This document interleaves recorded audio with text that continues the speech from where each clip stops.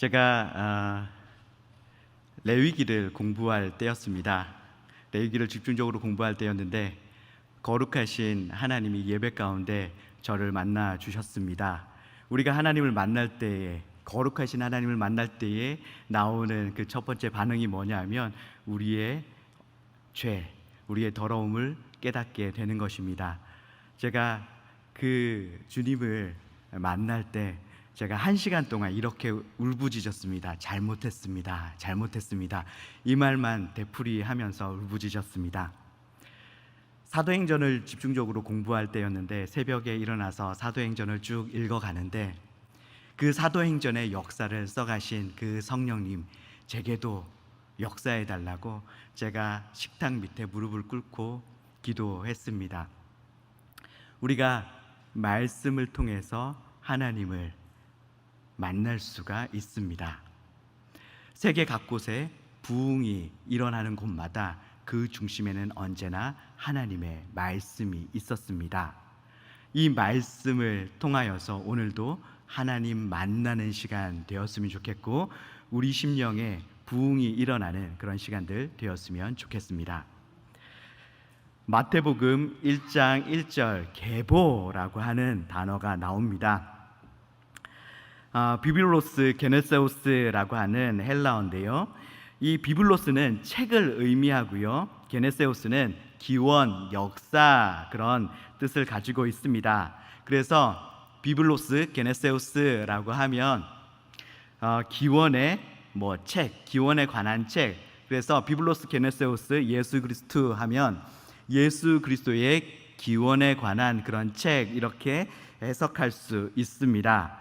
그런데 이 비블로스 게네세우스가 쓰여진 그 표현을 보면 이 표현이 70인역 성경으로 보면 구약 성경에 단 2번밖에 나오지 않습니다. 70인역 성경이 좀 중요한데요. 왜 그러냐 하면 이 히브리어 성경을 헬라어 성경으로 번역한 건데 이거를 예수님께서도 이 성경을 보셨고 제자들도 이 성경을 보셨고 그리고 또 초대교회 때 이 70인역 성경을 사용했다고 하는 거예요. 그래서 신약의 저자들도 구약을 인용할 때 70인역 성경을 보고, 그러니까 히브리어로 된 성경을 본 게 아니라 주로 이 70인역 헬라어로 번역된 성경을 봤다라고 하는 거죠. 이 헬라어 성경, 구약 성경인데 헬라어로 번역된 이 성경을 보니까 비블로스 게네세우스라고 하는 이 표현이 딱 2군데 나옵니다. 어디에 나오냐면 창세기 2장 4절과 창세기 5장 1절에 나옵니다. 2장 4절입니다. 이것이 천지가 창조될 때에 하늘과 땅의 내력이니, 하늘과 땅의 기원에 대해서 얘기할 때 이 표현이 한번 쓰였습니다. 그 다음에 5장 1절에 보니까 이것은 아담의 계보를 적은 책이라 라고 하면서 인류의 기원에 대해서 이야기하면서 또 한번 쓰였습니다. 그러니까 비블로스 게네세우스가 쓰일 때를 보니까 이 천지의, 우주의 기원에 대해서, 천지의 기원에 대해서 이야기할 때 한 번 쓰였고 그 다음에 인류의 기원을 이야기할 때 한 번 쓰였습니다. 그런데 이 표현이 이제 어디에 쓰였어요? 예수님을 소개하면서 쓰였다라고 하는 것이죠. 그러니까 예수님이 이 땅에 오심이 세상의 기원, 인류의 기원과 같은 그런 기원, 그런 의미, 오히려 그 이상의 어떤 그것을 능가하는 새로운 기원을 이야기한다, 이렇게 볼 수가 있겠습니다. 그 다음에 마가복음 1장 1절 복음이라고 하는 단어가 나옵니다. 헬라어로 유앙겔리온인데요, 이 유앙겔리온에 대한 히브리어 단어는 바사르입니다. 바사르는 좋은 소식을 가져온다라고 하는 의미이며 특별히 하나님의 구원 소식에 이 단어가 주로 사용되었습니다.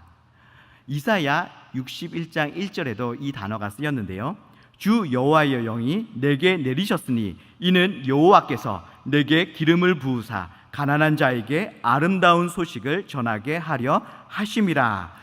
여기에 아름다운 소식이 바로 바사르입니다. 그러니까 하나님의 구원의 아름다운 소식, 이것이 바로 복음이다라고 하는 거고요. 그리고 또 예수님 당시에는 이 복음, 유앙겔리온이라고 하는 단어가 예수님 당시에는 어떤 의미로 사용됐는지 한번 살펴보면요, 예수님 당시는 로마 시대였습니다. 이때 황제가 될 사람이 태어나거나 그 사람이 자라가지고 황제로 즉위할 때 유앙겔리온 이렇게 외쳤다고 해요. 좋은 소식이다. 황제가 될 사람이 태어났다. 이제 황제에 즉위했다. 이렇게 할 때 유앙겔리온, 그리고 그 사람이 황제가 전쟁에 나가서 승리했을 때 유앙겔리온 이렇게 외쳤다고 해요. 그리고 황제가 포고령을 내릴 때 유앙겔리온이라는 단어, 복음이라는 단어를 사용했습니다. 그러니까 황제가 될 사람이 태어날 때, 그가 즉위할 때, 그가 나가서 전쟁에서 승리했을 때, 그 황제를 통해서 팍스 로마나 로마로 인한 평화를 뜻하는 단어거든요. 그래서 평화가 이루어졌을 때 그때 유앙겔리온, 복음이다라고 했던 것입니다. 그런데 그 로마에 있는 성도들에게 마가복음을 쓰면서 어떻게 표현하고 있냐면 복음의 시작, 이렇게 얘기하면서 그 복음의 시작이 바로 예수님이다, 이렇게 이야기를 하고 있습니다. 복음의 시작하면 로마 사람들은 그 다음에 뭐가 나올지 기대해요? 로마 황제가 나오기를 기대한단 말이죠. 그런데 로마의 황제가 아니라 바로 예수 그리스도가 복음의 시작이다. 진짜 기쁜 소식이다. 정말 그분이 모든 대적들을 이기시고 우리에게 진짜 평화를 가져오시는 바로 그런 분이시다라고 마가복음은 소개하고 있습니다. 마가복음은 네로 박해 때 쓰여졌습니다. 예수님을 믿는다는 이유로 극심한 박해를 받고 있을 때였거든요. 그런데 예수님을 믿는다는 것, 그것이 나 예수님 믿어서 예수 때문에 쫄딱 망했어, 이게 아니라 예수, 가장 기쁜 소식이라고 하는 거예요. 자, 그 다음에 요한복음 1장 1절에는 말씀, 로고스라는 단어가 나옵니다. 로고스라고 하는 이 단어가요, 철학에서는 굉장히 이 당시에 굉장히 중요한 화두가 되었던 그런 표현입니다. 요한복음은요, 소아시아의 수도였던 에베소에서 이제 사도 요한이 사역을 하고 있을 때 그 에베소 성도들을 대상으로 요한복음이 쓰여진 것으로 알려지고 있습니다. 에베소가 어떤 곳이냐면 지금의 터키 아시죠? 터키에 위치한 곳입니다. 아시아와 유럽이 교차하는 지역, 그 다음에 밑에는 아프리카 대륙이 있죠. 그래서 아시아와 유럽과 아프리카가 만나는 교집합의 위치에 있는 곳이 바로 에베소였습니다. 그러다 보니까 에베소는 물류의 중심지였고요, 굉장히 많은 배들이 에베소를 거쳐 갔습니다. 그래서 이런 말이 당시에 있었다고 해요. 모든 배들이 에베소에 머무는 건 아니다. 이 말을 돌려서 얘기하자면 대부분 다 모든 배들은 어디에 머문다는 거예요? 에베소에 머문다고. 이게 상식이라고 하는 거죠. 그러니까 얼마나 하루에도 많은 배들이 에베소에 왔다 갔다 했겠습니까? 그리고 로마에 얼마나 많은 인종이 사는지 알려면 에베소에 가봐라 라고 하는 그런 말이 있을 정도였다고 합니다. 그러니까 수많은 사람들이 에베소에 왔다 갔다 하면서 수많은 인종들이 모이고, 그러다 보니까 수많은 다양한 종교들이 모이고 다양한 사상들이 섞이기 시작했습니다. 그러면서 서로 다툼이 일어나는 거죠. 내 종교가 맞아, 내 생각이 맞아, 그러면서 서로 싸우다가 나중에는 그래 너도 맞고 나도 맞아, 서로 다 맞다, 완전한 상대주의에 빠지게 됐습니다. 그러다가 완전한 상대주의에 빠지다 보니까 그러면 이 모든 것을 아우르는 어떤 그런 통일성이 없는가 고민하기 시작했죠. 그러면서 생겨난 게 뭐냐 하면 철학입니다. 우리는 철학하면 아테네를 떠올리잖아요. 그런데 철학이 처음 시작된 곳은 이오니아 지방입니다. 그 이오니아 지방 중심에 바로 에베소가 있었거든요. 그러니까 이 에베소는요, 철학이 처음 시작된 그런 곳입니다. 이곳에 유명한 철학자가 한 명 있었는데, 에베소 출신의 유명한 철학자 헤라클레이토스입니다. 그가 주장한 것이 있는데 뭘 주장했냐? 모든 것은 다 변한다. 그런데 변하지 않는 유일한 것이 있다. 온 세상을 움직여가는 그 근원, 그리고 하나의 세상의 하나의 통일성, 그리고 세상에는 극과 극의 것들이 있어요. 뭐 어둠과 빛, 뭐 땅과 하늘, 삶과 죽음, 이렇게 극과 극이 되는 것이 있는데 이런 극과 극이 되는 것을 하나로 모아서 연합시켜 주는 것, 화해시켜 주는 것, 이것이 있는데 그것이 바로 로고스다. 이렇게 헤라클레이토스가 이야기를 했습니다. 이것이 예수님 당시 때까지 굉장한 화두가 되었고요, 철학적인 그런 화두였습니다. 사람들은 그러면 그 로고스가 도대체 뭐냐? 이런 궁금증을 가졌겠죠. 그것에 대해서 사도 요한이 요한복음 1장 1절부터 쓰면서 바로 그 로고스가 예수 그리스도다 이 얘기를 하는 거죠. 태초에 로고스가 계시니라. 이 로고스는 하나님과 함께 계셨으니 이 로고스는 곧 하나님이시니라. 로고스가 육신이 되어 우리 가운데 거하심에.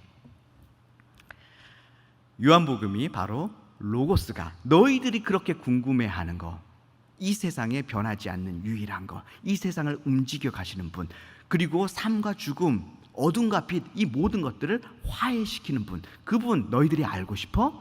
그분이 바로 예수 그리스도야 라고 소개시켜 주고 있는 것이죠. 마태복음 5장 3절에서 10절, 복이 있나니 라는 단어가 계속해서 반복해서 나옵니다. 심령이 가난한 자는 복이 있나니, 애통하는 자는 복이 있나니, 의를 위하여 핍박받는 자는 복이 있나니 라고 하면서 계속해서 복이 있나니 복이 있나니 이런 단어가 나옵니다. 여기에서 복이 있다라고 하는 헬라어 마카리오이라고 하는 단어는요, 행복하다는 뜻입니다. 대단히 행복하다라고 하는 그런 뜻을 가지고 있고, 이게 현재형으로 쓰여서 내가 지금 대단히 행복하다라고 이야기하고 있는 겁니다. 내가 심령이 가난한데 지금 대단히 행복하다. 내가 애통하는데 지금 대단히 행복하다. 내가 의를 위해서 박해를 받고 핍박을 받는데 내가 지금 대단히 행복하다라고 이야기하고 있는 거예요. 팔복이요. 그러면 어떻게 내가 핍박을 받는데 내가 애통하는데 지금 대단히 행복할 수 있을까요? 팔복은요, 처음과 끝이 똑같습니다. 어떻게 똑같냐 하면 5장 3절에 첫 번째 복이죠. 복이 있나니 천국이 그들의 것임이요. 5장 10절 여덟 번째 복이죠. 복이 있나니 천국이 그들의 것임이요. 수미 쌍강 구조, 인클루지오 구조라고도 합니다. 수미 쌍강 구조는 처음과 끝에 똑같은 단어나 똑같은 문장이나 똑같은 표현을 써가지고 여기 이 처음부터 끝까지 이 내용이다라고 하는 것을 이렇게 묶어주는 그런 표현입니다. 지금 팔복이 이 수미 쌍강 구조로 되어 있거든요. 처음부터 끝까지 천국은 그들의 것이다 라고 하는 걸로 이렇게 묶어주고 있습니다. 근데 천국은 그들의 것이다, 이것도 현재형으로 쓰여 있어요.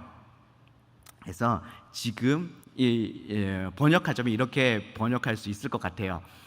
지금 천국을 소유하고 있다, 이렇게 번역할 수 있습니다. 그러니까 지금 의를 위해서 핍박을 받는데, 애통한데, 가난한데 지금 대단히 행복한 거예요. 왜요? 지금 내가 천국을 소유하고 있기 때문에 그렇게 행복할 수 있다. 지금 대단히 행복할 수 있다라고 하는 겁니다. 그래서 천국을 소유하고 있는 사람의 특징이 뭐냐 하면 행복한 거예요. 대단히 행복한 거예요. 의를 위해서 핍박을 받는데, 가난한데도 애통한데도 지금 대단히 행복하다라고 하는 겁니다. 하나님과 함께하면서 하나님의 다스림을 받으면서 천국을 살아가시는 여러분, 지금 대단히 행복하시기를 바랍니다. 5장 17절, 마태복음 5장 17절, 내가 율법이나 선지자를 폐하러 온 줄로 생각하지 말라. 폐하러 온 것이 아니요 완전하게 하려 함이라.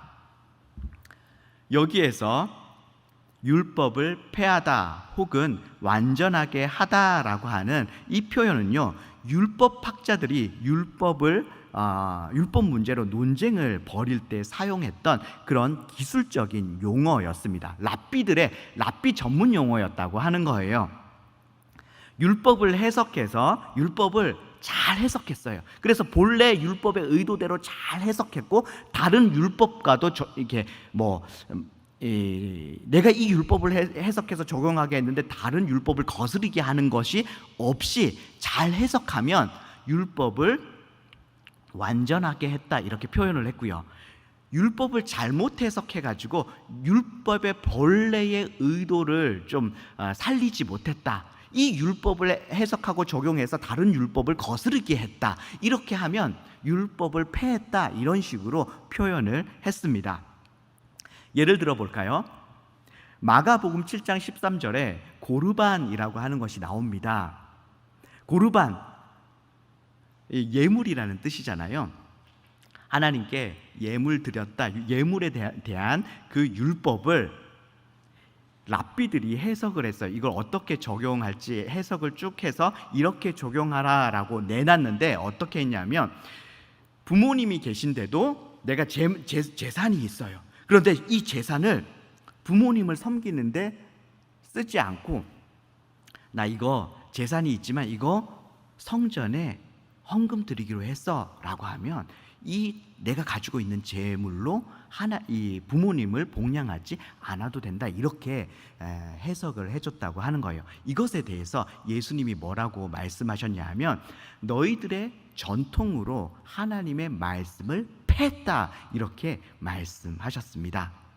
그들이 율법을 잘못 해석해가지고 10계명의 5계명, 부모를 공경하라고 하는 그 10계명 5계명을 폐하게 만든 거죠. 그래서 율법을 잘 해석하면 완전하게 했다, 율법을 잘못 해석했으면 폐했다, 이런 식으로 표현을 했다라고 하는 겁니다. 예수님을 향해서 바리새인과 서기관들이 율법을 자꾸 폐한다, 당신은 율법을 폐하는 사람이다, 이렇게 이야기했던 가장 직접적인, 가장 중요한 원인이 됐던 게 뭐였냐 하면 안식일 문제였습니다. 예수님이 자꾸 안식일을 어기는 것처럼 보였어요. 예수님이 하는 행동, 예수님이 말씀하시는 것, 자꾸 안식일법을 어기는 것 같았거든요. 유대인들은요, 안식일을 지키기 위해서 굉장히 노력했습니다. 안식일 어떻게 하면 거룩하게 지킬 수 있지? 일을 하지 않아야지. 그러면 일은 뭐지? 일의 종류를 막 정리를 했어요. 일의 종류를 정리하고 났더니, 그러면 물건을 옮기는 것, 걸어가는 것, 글자를 쓰는 것, 이렇게 이제 여러 가지 항목을 만들어서 쭉 정리를 했죠. 그러면 그 어느 정도까지가 일일까 아닐까도 정한 거예요. 글자를 쓰는 게 일이면 만약에 어디까지가 일이 아니고 어느 정도까지 써야지 일인가? 글자를 써서 의미가 되면 일이다. 글자를 썼는데 의미가 되지 않으면 일이 아니다. 2자 이상 쓰면 의미가 되니까 2자 이상 쓰면 일이다. 하지만 한자를 쓰면 일이 아니다. 이런 식으로 이제 정리를 한 거죠. 만약에 이번 안식일 날 한자를 썼는데 의미가 안 됐어요. 근데 다음 안식일 날 한자를 더 써가지고 의미가 되면 이거 일이냐 아니냐 뭐 이런 것까지 이제 정했다고 하는 겁니다. 안식일을 거룩하게 지키기 위해서 또 어떤 분이 질문을 하는 거예요. 안식일법, 안식일 날 누가 나 좀 도와달라고 가난한 형제가 찾아와서 구걸을 하면 어떻게 해야 되는가? 도와주자니 안식일법을 어기는 거고, 집에서 뭔가 음식이나 이런 거 들고 나가면 일이 되잖아요. 그래서 안식일법을 어기는 거고, 그렇다고 그 사람이 와가지고 들고 가는 것도 일이 되고, 어떻게 하면 안식일법을 지키면서 도와줄 수 있을까? 안 도와주자니 신명기에 보면 가난한 이웃이 와서 도와달라고 하면 내 손을 오므리지 말고 펴서 넉넉하게 도와주라고 하는 그런 구제법이 있습니다. 만약에 도와주지 않으면 이 구제법을 어기게 되는 게 되죠. 어떻게 안식일법도 지키면서 구제법도 지킬 수 있을까 고민을 하다가 랍비들이 이렇게 해석을 했습니다. 음식을 문지방에 딱 놓는 거예요. 그리고 딴 데를 이렇게 보고 있으면 이제 구걸하는 사람이 그거를 가지고 가면 안식일법도 안 어기고 구제법도 안 어긴다, 뭐 이런 식으로 해석을 했더니 랍비들이 그거 되게 좋은 해석이다 그러면서 박수치고 난리가 났다라고 하는 거죠. 그런데 우리 예수님은요, 이 정도로 율법을 해석하시지 않으십니다. 예수님은요, 하나님께서 율법을 주실 때 하나님의 본래 마음, 본래 의도를 명확하게 알고 계시는 그런 분이시죠. 그래서 율법의 의도, 그 본래 하나님의 마음, 그것이 무엇인지 알아서 정확하게 해석해 주셨습니다. 안식일법은 그렇게 문자적으로 지키는 게 아니다. 율법은 그렇게 문자적으로 지키는 게 아니다. 그 율법을 주실 때 하나님의 마음이 있다. 그걸 알아야 된다. 하나님은 이 율법을 너희들을 위해서, 안식일법은 너희들을 위해서 주신 거다. 사람이 안식일을 위해서 있는 게 아니라 안식일이 사람을 위해서 있는 거라고 마가복음에 말씀하고 있습니다. 안식일 날 정말로 천국의 그 안식을 누리기 위해서는 아프면 진짜 안식할 수 있어요? 없어요? 없어요. 그래서 그 사람이 진짜 안식을 얻게 하기 위해서 예수님은 안식일 날 병자를 치유하시는 거예요. 귀신 들린 사람, 그 사람이 귀신에 들려 있으면 쉴 수 있습니까? 참된 안식을 누릴 수 있습니까? 하나님 안에서 누리는 참된 안식을 누릴 수 없는 거예요. 그러니까 예수님이 안식일에도 귀신을 쫓아주시는 겁니다.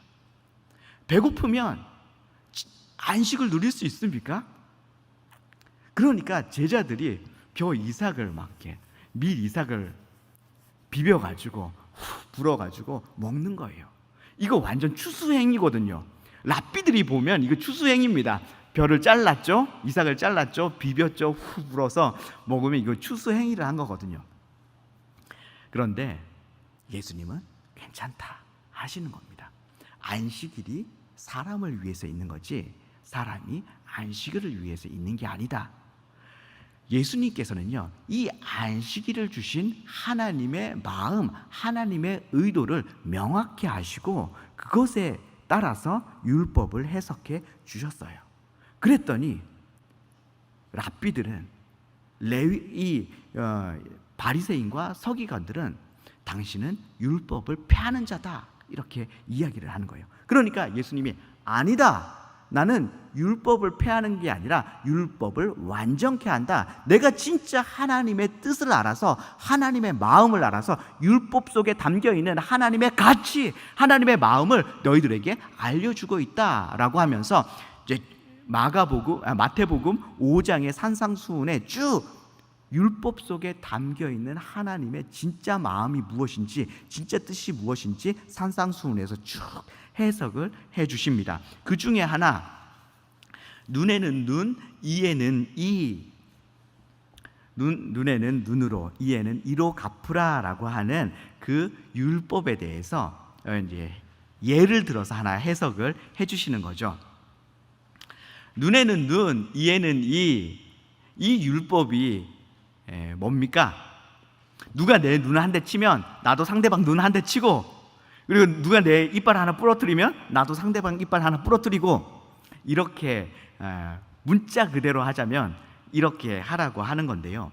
이게 하나님께서 꼭 보복해라, 네가 당했으면 꼭 그거 갚아라, 보복을 권장하는 율법일까요? 아니면 보복을 제한하는 율법일까요? 하나님이 너 눈 한 대 맞았으면 반드시 이거 갚아줘, 이렇게 보복을 권장하는 그런 율법일까요? 아니겠죠. 보복을 제한하는 율법입니다. 누가 제 눈 한 대 딱 때렸어요. 그래서 눈이 이렇게 시퍼렇게 멍들었는데, 저는 한 대 맞았다고 그 사람 눈 한 대만 때리고 싶겠어요? 막 때리고 싶겠죠. 이게 사람의 마음이잖아요. 그러니까 네가 한 대 맞았으면 막 때리지 말고, 그 사람 죽을 때까지 때리지 말고 네가 맞은 것만큼만 해, 거기까지만 해 라고 하나님께서 그 상한선을 딱 선정해 주셨다라고 하는 겁니다. 하지만 이 율법 속에 담겨 있는 진짜 하나님의 마음은 뭐라고 하는 거예요? 보복하지 말라는 거예요. 이 율법 속에 상한선을 정해주면서 이렇게 하신 이유는 보복하지 말라고 하는 겁니다. 여러분, 우리는요, 율법이 굉장히 높은 수준이라고 생각을 하는데요, 율법이 그렇게 높은 수준이 아닙니다. 하나님의 거룩하심은 완전이지만요, 우리에게 완전을 요구하시지 않으셨어요. 하나님의 거룩이 완전인데 우리에게 굉장히 낮은 수준으로 이렇게 율법을 주셨었습니다. 예수님께서 모세가 이혼 증서를 써주고 이혼하라고 하신 것에 대해서 예수님께서 이혼하지 말라 이렇게 얘기합니다. 그랬더니 바리새인이 당신이 모세보다 큰 자입니까? 모세는 이혼 증서 써주고 이혼하라고 했는데 왜 당신은 이혼하지 말라고 얘기합니까? 하나님께서 이 율법을 너희에게 주신 것, 이혼 증서를 써주고 이혼하라고 그렇게 하신 것은 너희의 완악함 때문이었다. 하나님의 본래 마음은 그런 것이 아니다라고 예수님께서 말씀을 하셨죠. 그러니까 하나님의 거룩은 굉장히 높은데 우리 마음의 완악함을 고려해가지고 굉장히 낮은 수준의 율법을 우리에게 주셨다라고 하는 겁니다. 눈에는 눈, 이에는 이, 이렇게 굉장히 낮은 수준의 율법을 주셨는데 이 율법 속에 담겨있는 진짜 하나님의 마음은 뭐라는 거예요? 예를 들어서 예수님께서 하나 소개해 주셨어요. 누가 내 오른뺨을 치면 왼뺨도 돌려대라. 보복하지 않는 것, 이것이 진짜 하나님의 마음이라고 하는 겁니다. 누가 내 오른뺨 때리면 보복하지 않고 용서해 주는 것, 이것이 진짜 이 율법 속에 담겨있는, 눈에는 눈, 이에는 이 율법 속에 담겨있는 하나님의 뜻이다라고 하는 겁니다. 여러분, 누가 제 오른뺨을 때렸어요. 어떻게 하면 제 오른뺨이 맞을까요? 오른손잡이가 때린다면 오른손잡이가 제 오른뺨을 어떻게 때립니까? 이렇게 때려야 될까요? 손등으로 돌려쳐야 되겠죠. 손등으로 돌려치는 것은 유대인들에게 굉장히 모욕적인 그런 행위입니다. 벌금도 훨씬 더 많이 받게 되죠. 오른손잡이라면 손등으로 돌려치면 제 오른뺨이 맞습니다. 또 어떤 경우가 있을까요? 왼손잡이는 왼손으로 때리겠죠. 유대인들에게 왼손은 부정한 손입니다. 그래서 왼손으로 때리는 것도 굉장히 모욕적인 행위이죠. 어쨌든 제 오른뺨이 맞았다라고 하는 것은 굉장한 모욕을 당한 겁니다. 그런데 그런 모욕을 당했을 때 하나님께서는 어떻게 하기 원하신다고요? 용서하기 원하신다고요. 보복하지 않고 용서하기 원하신다라고 하는 겁니다. 예수님께서는 이렇게 율법 속에 담겨 있는 하나님의 진짜 마음, 하나님의 본래 뜻, 하나님의 가치를 말씀해 주셨습니다. 마가복음 4장 11절에서 12절 말씀, 이 말씀에 보면 4장에 보면 하나님 나라의 비밀을 예수님께서 비유로 말씀하셨어요. 그런데 비유로 말씀하신 이유에 대해서 뭐라고 얘기하시냐면 4장 12절에 이는 그들로 보기는 보아도 알지 못하며 듣기는 들어도 깨닫지 못하게 하여 돌이켜 죄 사함을 얻지 못하게 하려 함이라. 예수님께서는요, 온 인류를 구원하시기 위해서 이 땅에 오셨습니다. 그런데 깨닫지 못하게 해서, 돌이키지 못하게 해서 죄 사함을 얻지 못하게 하려고 비유로 지금 말씀하고 있다, 이렇게 얘기하는 거예요. 예수님의 이 땅에 오신 목적과 맞지 않는 그런 이야기를 하는 거죠. 굉장히 아이러니한 말씀을 하셨습니다. 예수님께서 왜 이런 말씀하셨을까요? 예수님 우리 죄사하시려고, 그래서 우리 구원하시려고 오셨는데 깨닫지 못해서 죄사함 받지 못하게 하기 위해서 내가 비유로 말씀했다라고 하는 거예요. 너무 아이러니하지 않습니까? 그런데 예수님께서 하신 이 말씀은 이사야 6장 9절에서 10절 말씀을 인용하셔서 하신 말씀입니다. 이 이사야 6장 9절에서 10절 말씀은요, 이사야 선지자가 하나님으로부터 소명을 받을 때 하나님께서 하신 말씀입니다. 보지 못하는 자, 듣지 못하는 자, 계속 보지 못하고 듣지 못하게 해서, 깨닫지 못하게 해서 고침을 받지 못하게 해라, 이렇게 하나님께서 이사야 선지자에게 말씀하셨습니다. 소명을 주시면서, 선지자에게 소명을 주시면서 보지 못하고 듣지 못하고 깨닫지 못하게 해서 멸망받게 해라. 어차피 이 사람들은요, 보지 못하는 사람들이에요. 깨닫지 못하는 사람들입니다. 그냥 놔두면 멸망받을 거예요.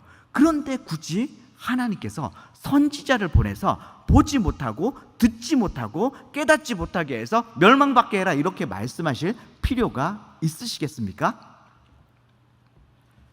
여러분, 이거는 반어법입니다. 성경에 이런 반어법이나 이런 것들이 굉장히 많이 나오거든요.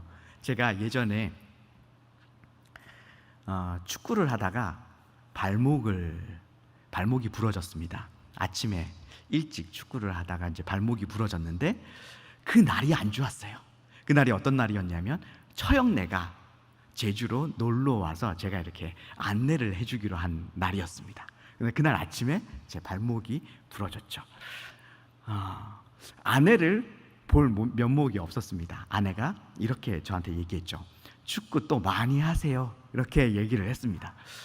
제가 그 이야기를 듣고 몇 년 동안 축구화를 신지를 않았습니다.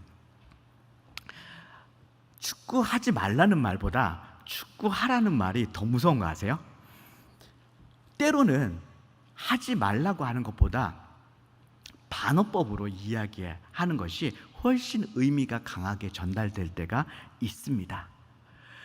하나님께서 이사야 선지자를 보내시면서 소명으로 보지 못하고 듣지 못하고 깨닫지 못해서 하나님께 돌아오지 못하게 해서 멸망받게 해라, 이거 하나님의 본심이었겠습니까?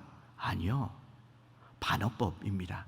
이 반어법이라는 거 어떻게 알 수 있냐면 이사야서 전체를 통해서 보면 알 수 있습니다. 이사야서 42장 18절 말씀, 너희 못 듣는 자들아 들어라, 너희 맹인들아 밝히 봐라, 말씀하고 있습니다. 이사야 43장 8절에도 눈이 있어도 보지 못하고 귀가 있어도 듣지 못하는 백성들을 이끌어내라. 제발 좀 눈이 있어도 보지 못하는 자들, 귀가 있어도 듣지 못하는 자들 제발 좀 보게 하고 제발 좀 듣게 해서 이끌어내라고, 저 사람들 좀 깨닫게 해서 멸망받지 않게 하라고. 이것이 하나님의 진짜 본심이었다라고 하는 겁니다. 이것을 예수님께서 인용하셔서 말씀하셨습니다. 그렇다면 예수님이 비유로 말씀하신 목적도 뭐겠습니까? 이 보지 못하는 자들아, 이 듣지 못하는 자들아, 이 깨닫지 못하는 자들아, 내 비유를 듣고 깨닫고 제발 돌아와서 죄 용서 받아라 라고 말씀하는 거겠죠.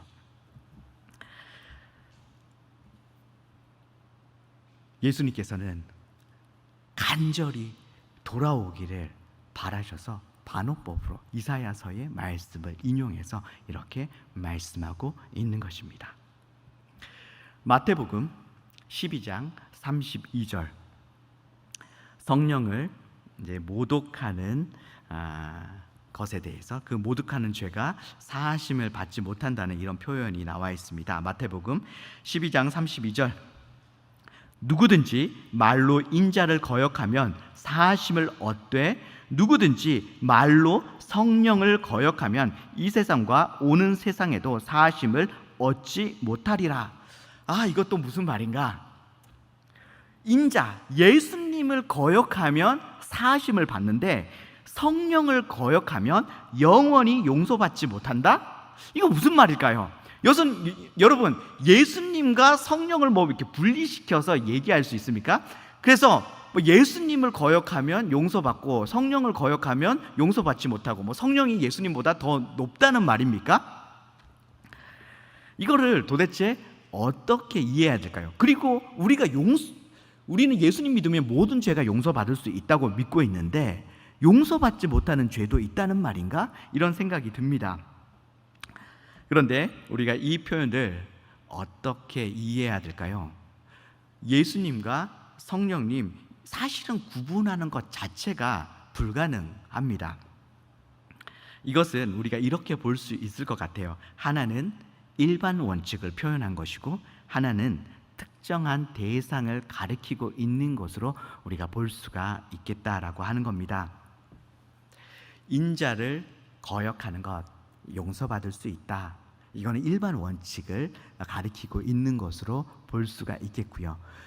성령을 거역하는 것, 지금 예수님이 성령으로 귀신을 쫓고 하는 이 사역에 대해서, 성령으로 하시는 이 사역에 대해서 바리새인들이 예수님을 귀신 들렸다라고 하면서 성령을 거스르고 있습니다. 그래서 지금 성령을 거스리는 것은 용서받지 못한다라고 하는 이 표현은 지금 예수님께서 바리새인들을 향해서 정죄하고 있는 그런 표현으로, 특정 대상을 향해서 정죄하고 있는 그런 표현으로 우리가 볼 수가 있겠습니다. 그리고 이 세상과 오는 세상, 영원이라고 하는 말인데요, 이거는 사실 강조하는 표현입니다. 성경에서 문자 그대로 다 받아들이지 않고 이게 강조의 표현으로 봐야 되는 것들이 굉장히 많이 있습니다. 이 세상, 오는 세상, 영원히, 이런 표현들도 우리가 강조의 표현으로 볼 수가 있습니다. 마태복음에 천지가 없어지기 전에는 내 말의 1.1획도 말씀의 1.1획도 없어지지 않겠다. 그래서 천지가 없어지기 전에는, 이게 유대인들이 강조로 많이 쓰는 표현입니다. 내 눈에 흙이 들어가기 전에는 내가 너희들 결혼 승낙 못해, 이렇게 쓸 때 내 눈에 흙이 들어가기 전에는 이것과 비슷한 그런 표현입니다. 강조의 표현인 거죠. 그래서 어떤 죄든지 영원히 용서받지 못하는 죄는 없습니다. 그리고 지금 성령을 거스리고 있는 것, 바리새인들이 지금 이렇게 하고 있기 때문에 이 순간 바리새인들을 향한 정죄로 볼 수가 있겠습니다. 그래서 이것을 일반화시켜서 용서받지 못하는 죄가 있다, 이렇게 말씀하시면 곤란할 것 같습니다. 그래서 앞에 것은 일반적인 어떤 원칙이고, 두 번째 표현은 어떤 특수한 상황을 말씀하고 있다, 이렇게 보시면 좋을 것 같습니다. 요한복음 15장 2절에 제거해 버리시고, 요한복음 15장 2절을 제가 한번 읽어볼게요. 물은 내게 붙어 있어 열매를 맺지 아니하는 가지는 아버지께서 그것을 제거해 버리시고. 가지가 나무에 붙어 있는데 열매를 맺지 못하면 그 가지를 하나님께서 어떻게 하신다고요? 제거해 버리신대요. 그런데요, 밑에 보면 4절과 5절에서 계속해서 얘기하고 있는 게 뭐냐면, 예수님께 가지가 이렇게 딱 붙어 있기만 하면 어떻게 된대요? 열매를 많이 맺는데요. 열매를 맺는 원칙이 뭡니까? 내가 막 열매 맺으려고 노력하는 게 아니라 예수님 나무에 우리가 붙어 있기만 하면, 가지가 나무에 붙어 있는 것처럼 붙어 있기만 하면 열매 맺는다고 했어요. 4절과 5절에. 그런데 2절에 붙어 있는데 열매를 맺지 못하는 가지는 잘라버리신대요. 지금 2절과 4, 5절의 말이 앞뒤가 맞지가 않는 겁니다. 이거 어떻게 이해해야 될까요? 그리고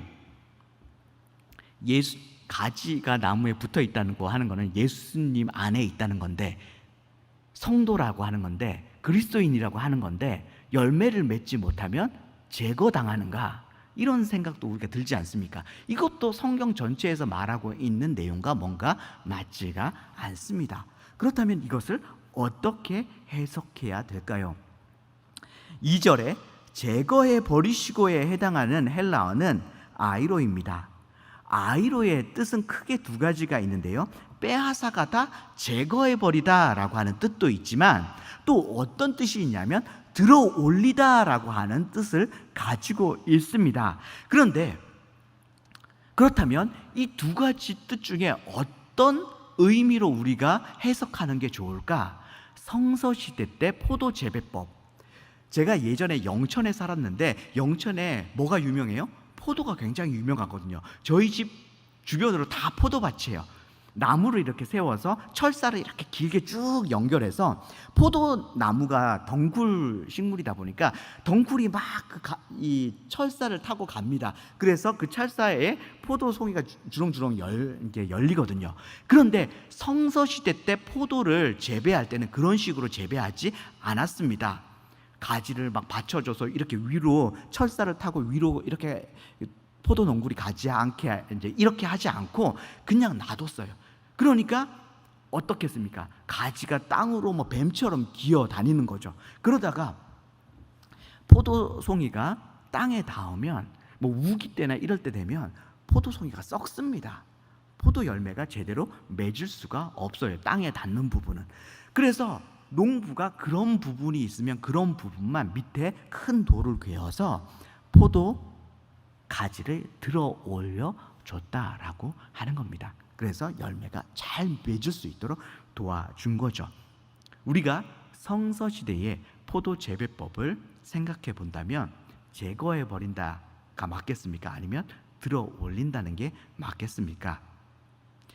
앞에 문맥을 고려할 때나 성서시대의 포도 재배법을 고려했을 때 잘라버린다라고 하는 것보다 들어 올려준다라고 번역하는 것이 훨씬 더 자연스러운 그런 번역이 되겠다 생각이 들어집니다.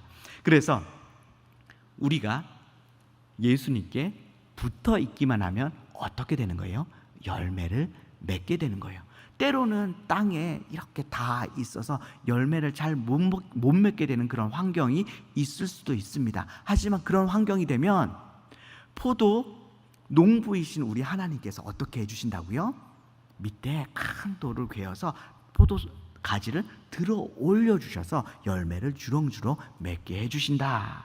그래서 우리는 열매를 많이 맺기 위해서 해야 되는 건 뭐예요? 하나님께, 예수님께 붙어 있기만 하면 된다라고 하는 것이죠. 누가복음 16장 11절에서 12절 말씀, 여기에 불의한 재물이라는 표현이 나옵니다. 여기에서 말하고 있는 불의한 재물 전체가 다 불의한가? 그래서 우리가 돈을 좀 부정적으로 봐야 되나, 뭐 이런 생각들을 갖게 되는데, 이 본문은요 평행법으로 좀 볼 수가 있습니다. 평행법이라고 하는 게 뭐냐 하면, 앞에 있는 절과 뒤에 있는 절 관계가 평행을 이루고 있는데, 같은 이야기를 다른 단어로 반복해서 말하는 방식이에요.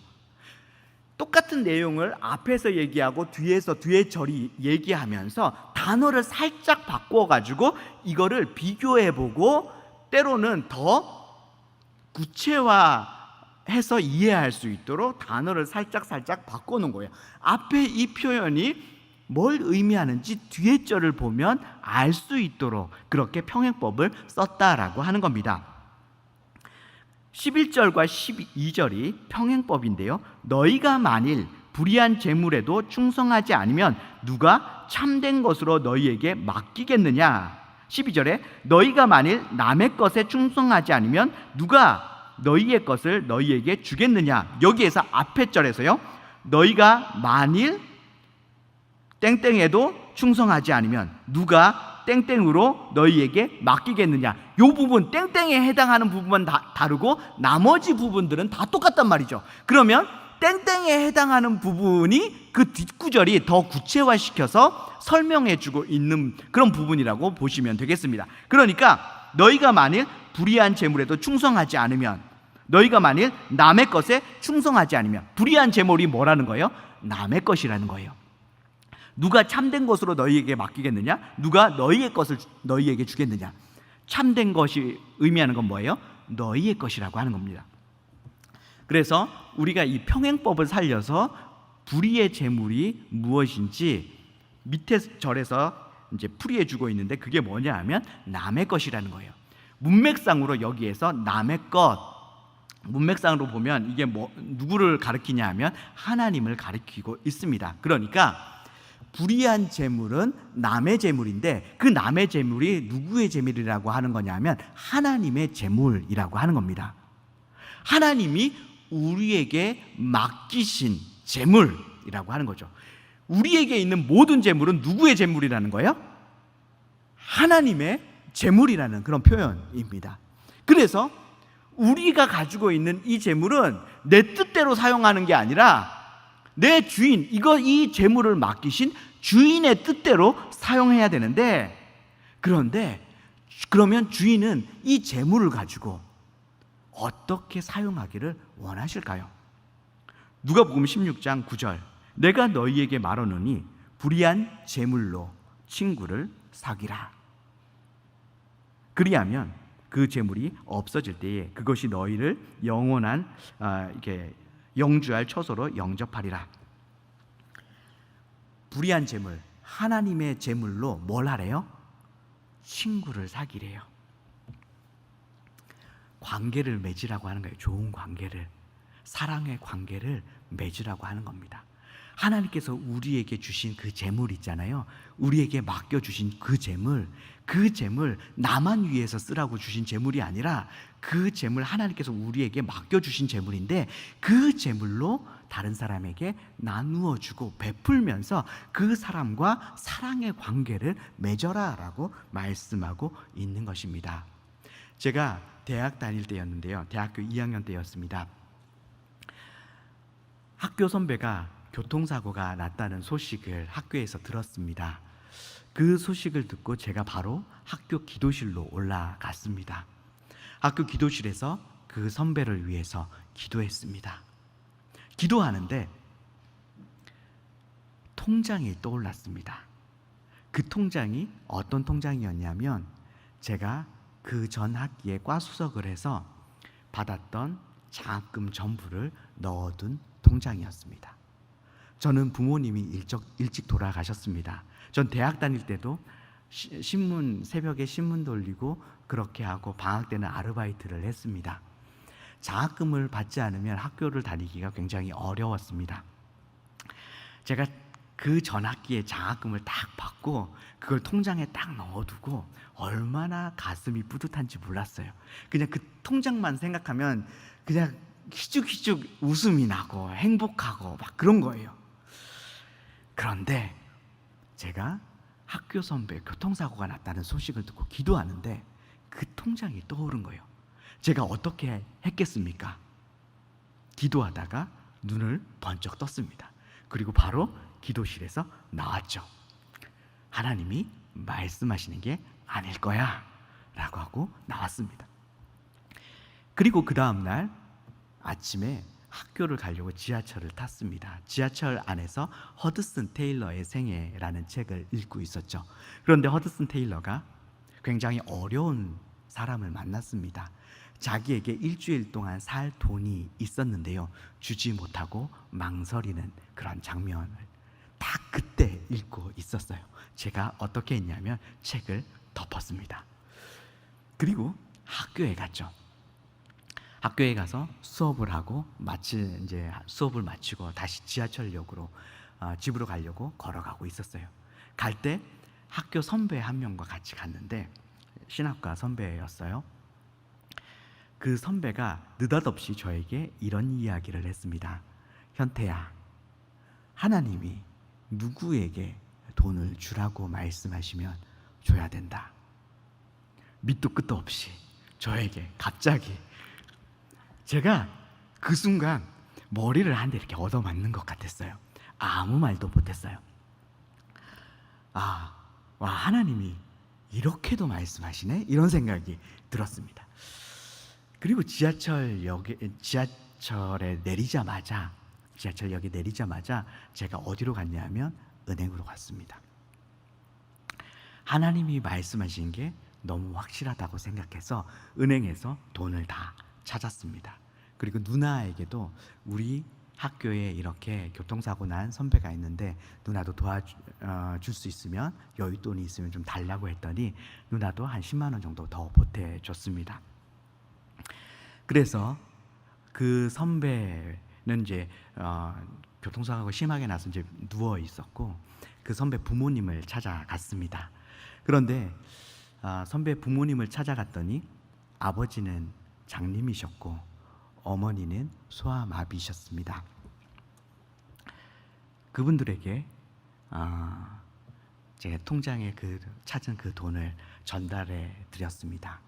그 이후에 그분들이 저의 부모님이 되어 주셨습니다. 저에게는 일찍 부모님이 돌아가셨잖아요.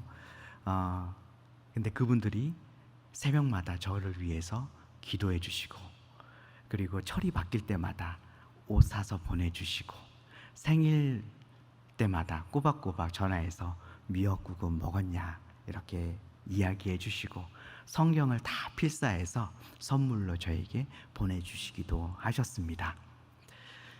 결혼할 때 제 아내와 함께 인사하러 갔습니다. 그랬더니 어머니가 불편한 몸으로 제 아내 손을 꼭 붙잡고, 우리 현태가 예수전도단에서 간사한다고 돈도 못 버는데 내가 해주는 게 우리 아들 현태가 해주는 거랑 똑같은 거야 라고 하면서 읍내에 가셨어요. 그리고 금은방에 가서 목걸이 반지 세트, 여기에서 제일 비싸고 좋은 거 꺼내라고 그러더니 목걸이 반지 세트를 해주셨습니다. 저에게 너무나 좋은 부모님이 생긴 거죠. 저는 하나님의 말씀 잘 못 알아듣는데 제가 둔해서 하나님이 말씀하셔도 잘 못 알아듣는데 하나님께서 저에게 이렇게 좋은 부모님을 주시려고 그렇게 말씀하시고 말씀하셨던 것 같습니다. 여러분, 하나님께서 우리에게 말씀하실 때 뭔가 우리 안 좋게 되려고 말씀하시지 않습니다. 하나님은 우리를 향해서 언제나 최고의 것들, 가장 좋은 것들 계획해 두시고 우리에게 말씀해 주시는 그런 분이시죠. 그리고 하나님께서 우리에게 주신 모든 것 다 하나님의 것인데요, 어떻게 하라고, 어떻게 쓰라고 주셨나요? 그걸로 사랑의 관계 맺으라고 그렇게 주신 것입니다. 여러분 주변에 있는 사람들에게 마음껏 나누시고, 그래서 이 영락교회 공동체가 정말 사랑의 공동체가 되었으면 좋겠습니다. 네, 시간이 많이 지났는데 나머지 부분은 제가 다음 시간에도 또 신약을 또 계속 하게 되니까요, 다음 시간에 계속해서 이어서 하도록 하겠습니다. 기도하고 마치도록 하겠습니다.